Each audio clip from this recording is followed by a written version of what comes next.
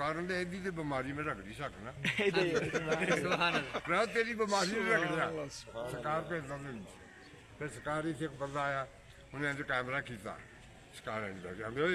मेरी रोज फोटो लैके जाए वो भी खुश हो गया मैं भी खुश हो गया कि चलो रोज सरकार फोटो खिचा के एडी एडी कंध सी फिर आन के खड़ा है ना उन्हें कैमरा जब तो कैमरे होंगे पंजाब उन्हें अज किया मैं कभी जेल नहीं तो जंगल देता मेरी फोटो ला अच्छा एक सरकार बैठे इतों को बुजुर्ग उठ के गया मैं यही दो जने एक मार के आते भाई ना एक बुजुर्ग इतने उठ के ना मैनू खा दे मैं लाया फिर थले मैं आखिर थले आते मैं घर जाना पता लगे तेन आते जी मैनू मैं उठ तो कलंदर होंगे तो बाबा की होना बाबा जी की इन्नी ताकत बुजुर्गी सी ना लुगोटे वाले संभालना वाले जिक्र वाले चुगलखोर चुगलखोरी एक दूसरी चुगलियां करी जाने हासन सारे कमीनियां फरमाया फैज से फैज जारी होता है और जारी रहता है जैसा दिल वैसा फैज रियायत किया जाता है जैसा दिल वैसी हरकतें करता है कमीना कोई नहीं होता उसकी हरकतें कमीनी होती हैं अच्छा शक्ल बदली लिबास बदला माहौल बदला रगजार बदला दिल ना बदला तो कुछ भी ना सांग बनाया होगा सुभान अल्लाह जी आपको कैंप दारुल एहसान जो बाबा जी ने दारुल एहसान का एक कैंप बनाया हॉस्पिटल आंखों का उनके बारे में बता दें माशाअल्लाह जी जो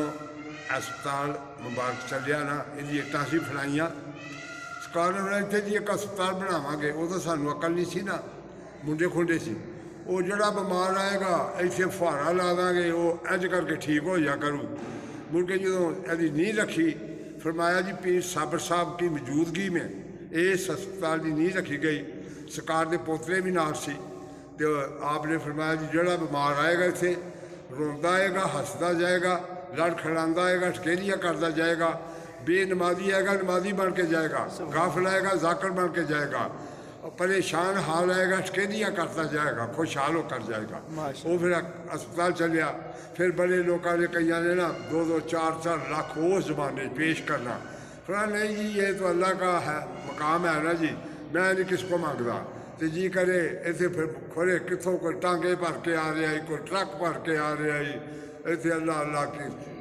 40 साल बाबा सरकार इस दारुल एहसान सलाना दरबार से जलवा फरोज रहे क्योंकि सरकार का असली घर मुबारक ये बन सरकार ने 41 हिजरत की फिर 41वीं जी दारोवार शरीफ तशरीफ लै गई फिर उत्थे आपने जाके आखिरी पर्दा फरमा दिया बसे तेरा दरबार सूफी बरकतली शाला बसे तेरा दरबार सूफी बरकतली ओ सूफी बरकतली दिंदा डुबिया बेड़िया ताल दिंदा डुबिया बेड़िया ताल सूफी बरकतली शाला बसे तेरा दरबार सूफी बरकतली शाला बसे तेरा दरबार सूफी बरकतली दिंदा डुबिया बेड़िया ताल सूफी बरकतली चला बसे तेरा दरबार सूफी बरकतली